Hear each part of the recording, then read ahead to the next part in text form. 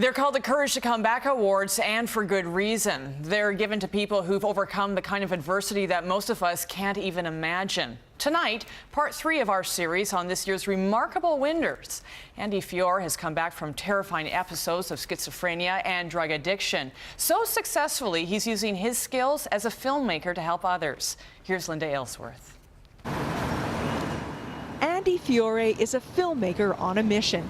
So you can grab the camera and move it here. Okay. He's raising awareness about Vancouver's downtown east side by showing more than its grimy facade and delving into the lives of the people who call it home. Go to the truck and then I'll give you the cue. I'll just go like this. What I try to do is to show them as real people and show everybody that these are people just like you. They've fallen on bad times.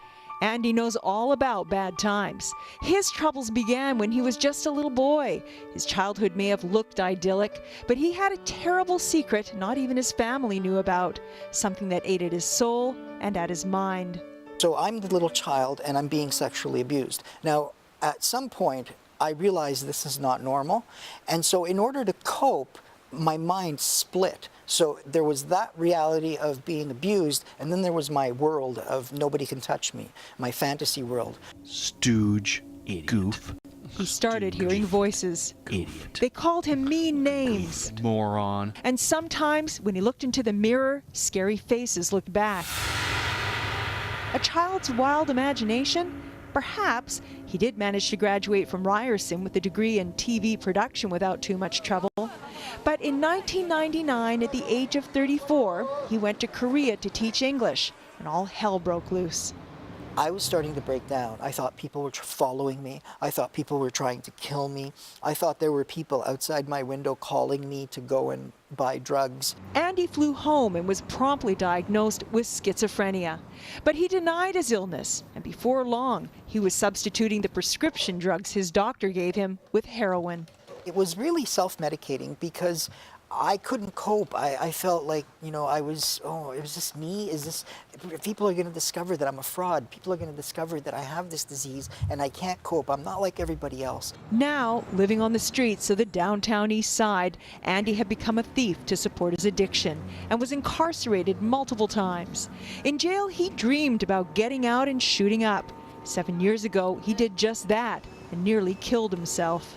The turning point in many ways was that overdose, but it took some time to sink in, so that eventually I kept thinking about it and going, you know, I overdosed.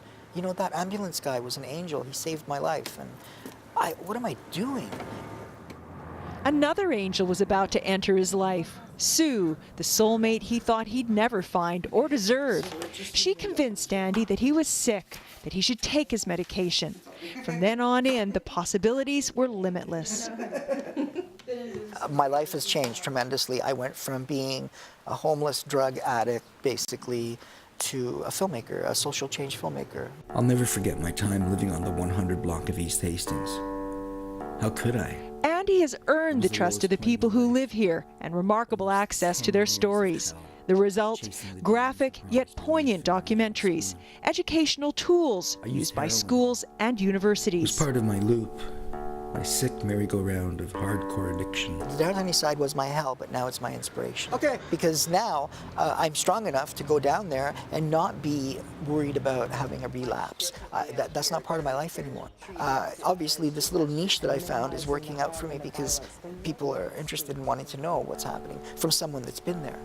Linda Aylesworth, Global News. This is the 100 block.